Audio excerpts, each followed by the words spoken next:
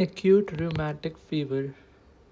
It is a multi-system illness which occurs as a complication in patients who have suffered from group A streptococcal infection or the which is the pyogenes species. It occurs usually 3 weeks after the infection, which is usually seen with the infection is usually seen in upper respiratory tract.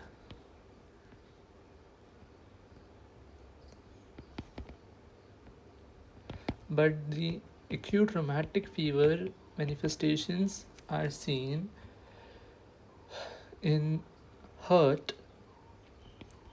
joints, skin, as well as brain.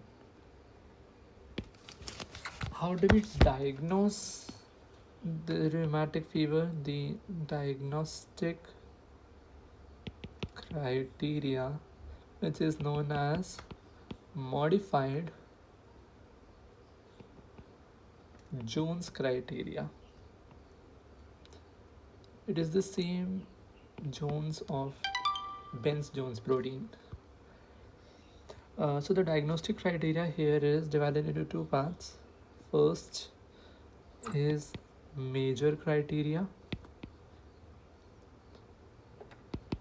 and second is minor criteria.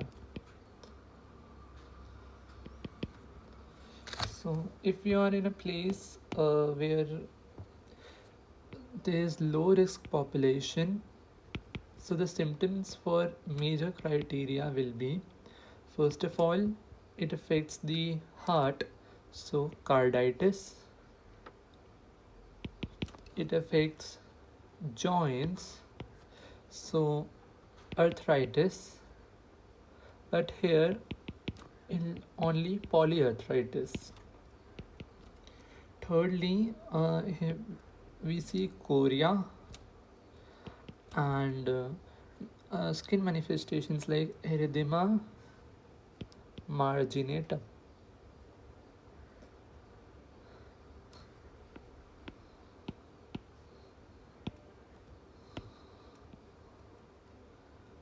And also certain subcutaneous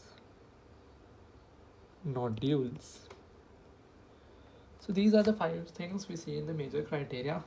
However, if the patient belongs from a high risk population, the first, third, fourth, and fifth symptom is same, but the in second symptom, that is arthritis, we will also consider monoarthritis as well as polyarthritis. In minor criteria too, we have low risk population and high risk population. In low risk population, we will see the same polyarthralgia. That was arthritis. This is arthralgia. But here we can say even if there is monoarthralgia.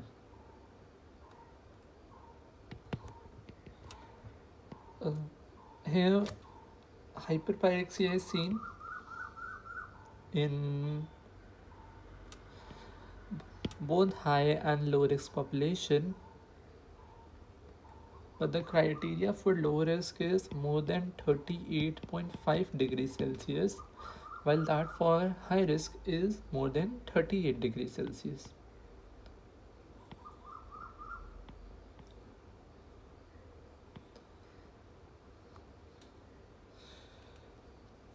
Third thing, the markers of inflammation, the erythrocyte sedimentation rate, which here, and the C-reactive protein, which in low risk population is more than or equal to 60 mm per hour, and in high risk it is more than equal to 30 mm per hour, which in normal cases is usually around 20 mm per hour. And C-reactive protein is more than equal to 3 milligram per deciliter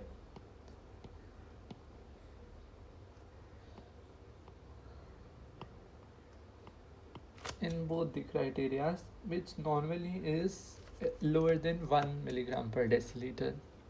And talking about the ECG changes, as heart is involved in this disease, in ECG we will see a prolonged PR interval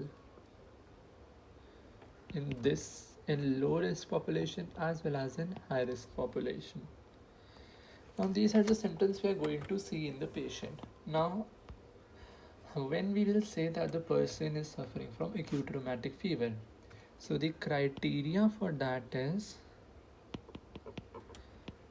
if it is the first time that the patient has presented with such symptoms, that would be initial ARF. So the diagnostic criteria is we need two major symptoms or one major plus two minor symptoms.